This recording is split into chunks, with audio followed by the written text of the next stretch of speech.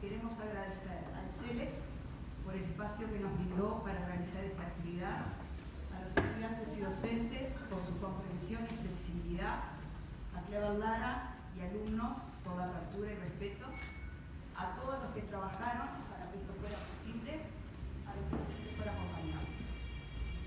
Guernica fue suave y etana al mí, brillando en los ojos el fuego de Guernica, dice la canción popular. No lo pagó el fascismo ni lo ocultó una obra de arte ya domesticada por un discurso hegemónico. Aquí estamos nosotros, haciendo ejercicio de memoria consciente, solidaria y comprometida.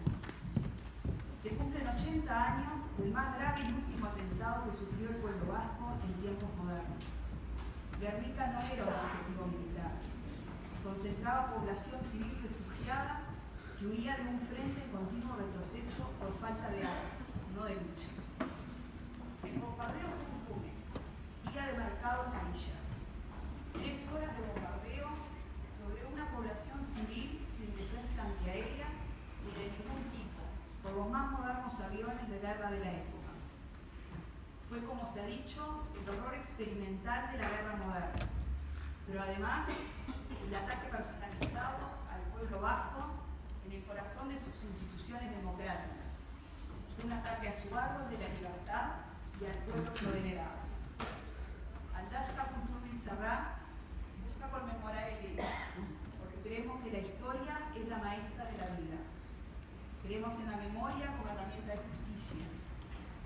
Por esto, la mirada vasca es la de Aurelio Arteta y los que cayeron por Euskadi, derrotados primero por las armas y silenciados luego bajo la propaganda, la de los que murieron en la villa o en los montes, defendiendo el sueño de ser vascos y recuperar su libertad. La mirada vasca es la mirada del derrotado e invisibilizado y espera empatía para hacer este mundo un poco más humano.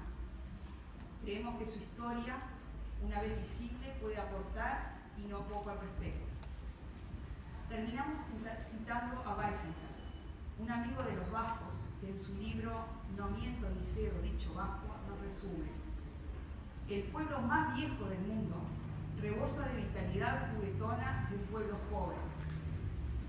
joven cuyo renacimiento yace bajo la nieve y el hielo de la incomprensión y la opresión, pero que no cesa de